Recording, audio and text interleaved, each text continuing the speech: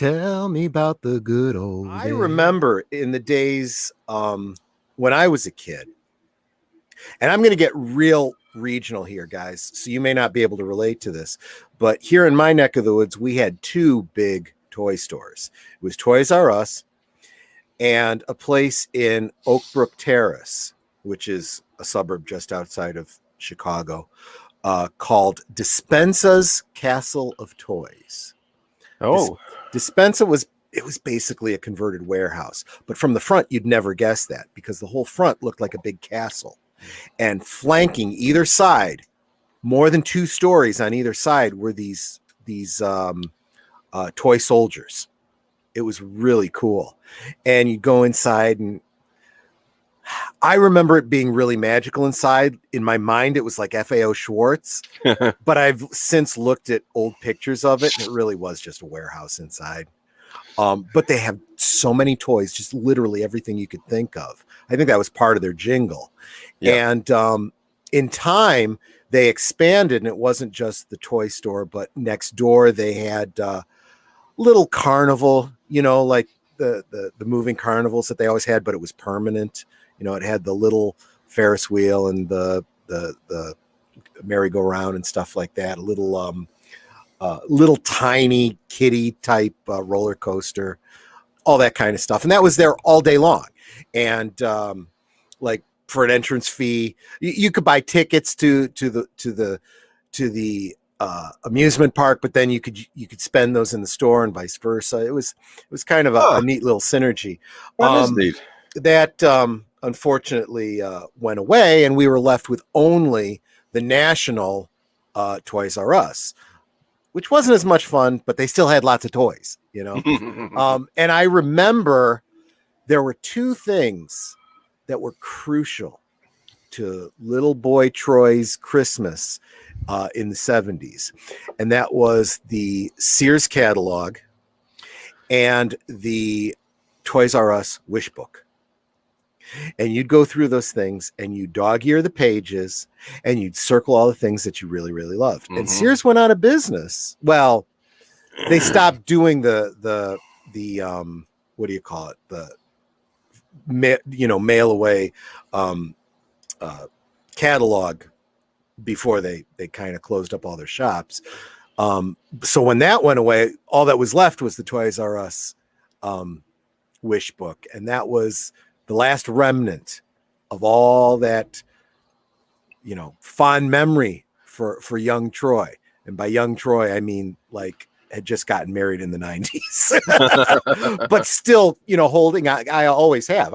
I've turned 50 last month, and, I'm, holding on to that, fondness for those memories. That's why, of course, that's why I kind of love this good old days segment on your show. But, yeah, just sharing that I was kind of devastated when I even looked forward to the commercials for Toys R Us. They were funny. We remember the old jingle. Remember, I don't want to grow up. I'm a Toys R Us kid. That was, oh gosh, that even goes back to my college days. Before that, it was there was another jingle before that. Oh, I've had too much Guinness. I can't remember, but that's okay. I love that. I look forward to those commercials. And wasn't it Toys R Us that was even doing the commercials for the promotion of The Force Awakens? Wasn't it them that did the commercial with the brother and sister?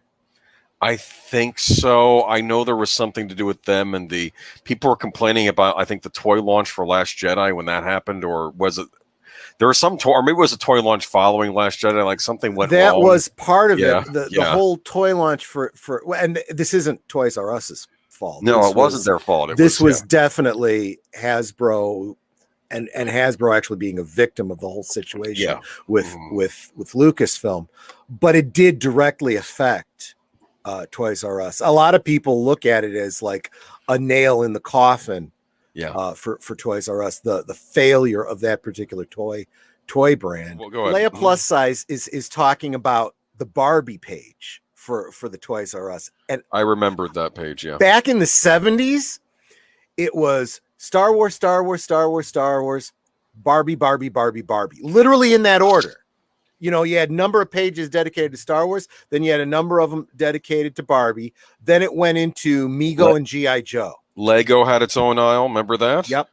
And then they had the video game aisle as well. You'd have all the different consoles, different sections. That was another out. problem that I had with the later days of Toys R Us, because I would go in and ask questions about the games, and I expected that the people that worked in the game section kind of knew the games. They had no idea. If you didn't go in knowing exactly what you wanted, they couldn't help you. And I'm like, well, I'm a goof that doesn't know this stuff, so I guess it's not for me. And and then you didn't buy your PlayStation or your Nintendo 64 or something. Yeah, exactly. But let's see though. What else did I want to mention? Joshua V brought up the Toys R Us in Times Square. There's a whole video on YouTube. I highly recommend someone look into. I used to go to that one when I was interning in New York City. Sometimes I went there a few times, like on the way home. Was it as magical as it looked? It's interesting. Now, I'm pretty sure this is the one in Manhattan, right? Mm-hmm. This is the one with multiple levels. Yes. Yes, I've been there, and it was interesting because I don't know if I think you would take an elevator to different floors there. Yep. And out of the video game section was on a later floor. I got Quake 2 there for the Nintendo 64 for $19.99. I was looking back, that was a big bargain considering how good that game was. You know the game Quake. Quake was a good game. Absolutely. That's where my I wouldn't expect you to be saying that, because I would expect you to say all the prices were a little higher because it was a boutique shop in Manhattan, high rents and stuff like that. Nope.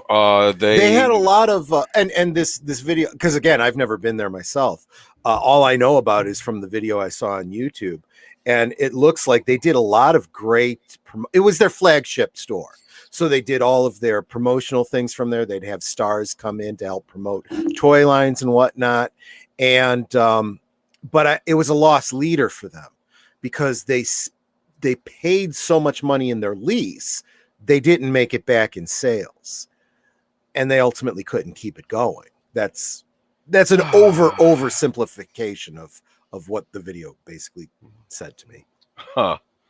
I think Joshua was saying the one in Times Square closed around the same time as TFA. What was TFA stood for? Do you know what that is? The Force Awakens. Yeah. The Force Awakens. Okay. Well, geez, I should know that by now, right? Yeah.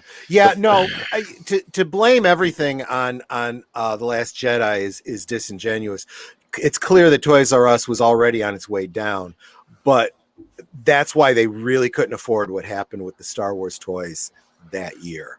You know. Oh man, it's just sad though, because I'm thinking all the kids, like when you're a kid and your parents will take you into a Toys R Us, that just a huge deal just to go inside. Okay, yeah, remember that? Because I remember my mother saying, "We can't buy anything. That's okay. I just want to look." To this day, Nanette knows if she loses me in a store, she'll find me in the toy section. Oh man! And then she'll say, "Something you want?" No, just wanted to look.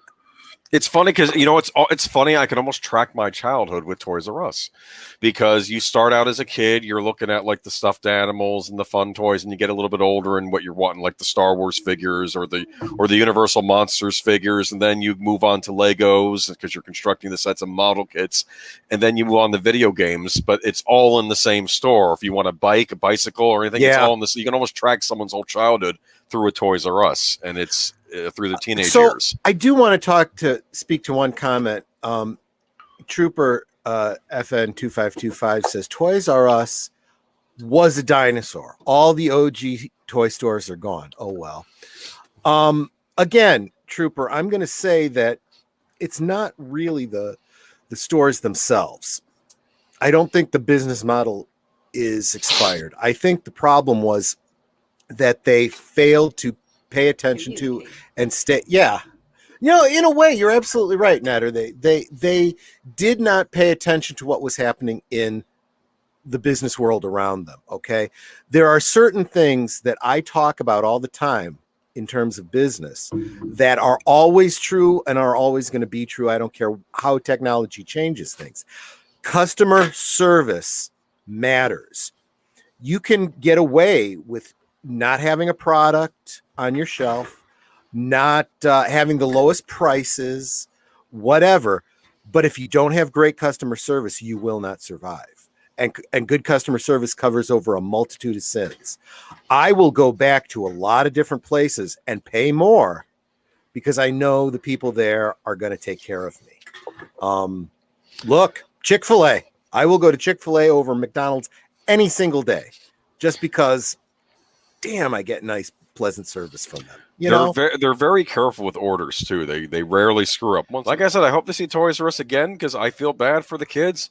We often think about how we've been struggling through this pandemic. I guess I can say that on YouTube, this pandemic, but I can only imagine what the kids have been going through. During this whole thing. Plus, and to have the toy stores removed to boot, it's like it can't be that much fun being a kid these days. But so I'm hoping Toys R Us comes back. I might be able to stop in there again. I'm telling you, I will. I will just to support them. Look, as Max World Entertainment always says, and if you don't subscribe to Max World Entertainment, he's very much a friend of mine and a friend of my channel and a friend of the Aged Boomer channel and the extended community. Go subscribe to him. He's real big on fan films, very supportive. As Mac World's Entertainment always says, instead of bashing what you hate, support what you love. Personally, I slightly disagree with him. I think you should do both. But support what you love, or you're not doing any good in the world. Max World Entertainment is awesome.